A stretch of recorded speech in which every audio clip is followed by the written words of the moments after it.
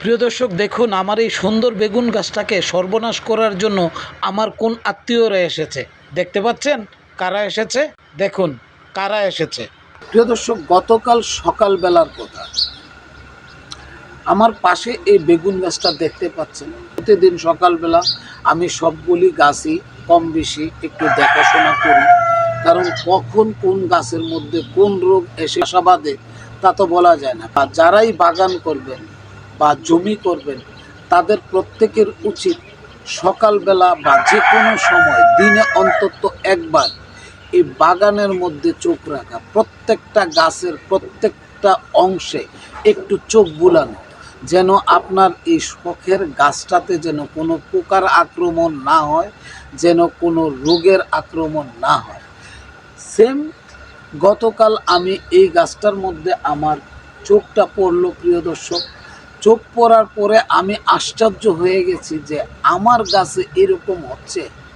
প্রিয় দর্শক, এই গাছটা এমন সুন্দর একটা গাছ, গতকাল যে অবস্থা আমি দেখেছিলাম, যদি একদিন বা 2 দিন সময় পেত তাহলে আমার গাছটাকে একদম কফিনে তুলে দিত। তো দেখুন গতকাল গাছটার অবস্থা কি ছিল এবং আজকে গাছটার কি অবস্থা।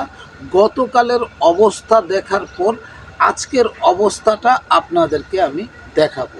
এবার চলুন গতকালের অবস্থাটা আপনাদেরকে একটু দেখাই। আমার বেগুন গাছ সর্বনাশ করার জন্য কে এসেছে, কারা এসেছে দেখতে পাচ্ছেন? আপনারা দেখতে পাচ্ছেন? পাতাগুলি খেয়ে, পাতার রস খেয়ে ছিদ্র করে ফেলবে, সব কিছু শেষ করে ফেলবে। শুধু কি পাতার মধ্যে, প্রিয় দর্শক, এই যে দেখেন, এই যে দেখেন ভিতরে দেখতে পাচ্ছেন, কাণ্ডের ভিতরে দেখতে পাচ্ছেন প্রিয় দর্শক। মানে আমার এই বেগুন গাছ যদি 1-2 দিনের ভিতরে এইভাবে রাখি তাহলে 1-2 দিনের ভিতরে আমার বেগুন গাছ শেষ। এটা ইন্নানিল্লাহ ফরমাইবে। দেখতে পাচ্ছেন প্রিয় দর্শক কি আছে এটার মধ্যে, দেখেন। মানে এইটার মধ্যে 100-র বেশি পোকা আছে। এটা যদি আমি আজকের মধ্যে এইগুলিকে না তাড়াই তাহলে আমার আগাগুলি ঢলে পড়বে এবং পাতাগুলিকে ছিদ্র করে ফেলবে। এখন এইটাকে কি দিবেন?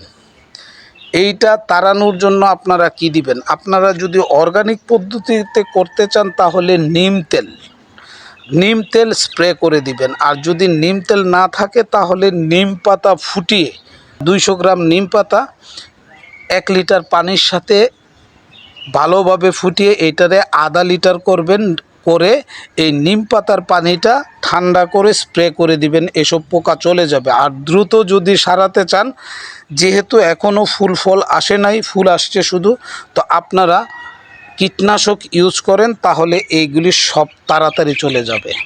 প্রিয় দর্শক, ভিডিওতে ফিরে এলাম একদিন পর। গতকাল গাছটা যেরকম ছিল সেটা আপনাদেরকে দেখিয়েছি। আজকে গাছটা দেখুন, একটাও পোকা নেই।